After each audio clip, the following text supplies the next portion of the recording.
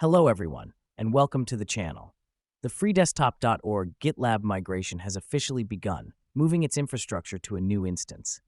This shift aims to improve performance, reliability, and security for critical open-source projects.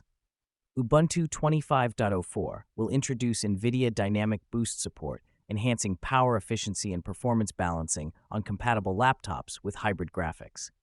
Debian 12.10 has been released, bringing security patches and stability improvements, ensuring a reliable experience for users of the long-term support distribution.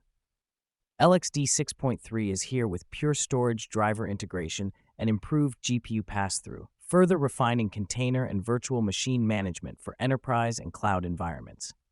KDE Frameworks 6.12 has arrived, featuring UI consistency improvements, performance optimizations, and enhanced Wayland support, making the Plasma desktop even more polished. Enlightenment 0.27.1 has been released, refining CPU frequency and battery modules while introducing various bug fixes and performance tweaks for the lightweight desktop environment.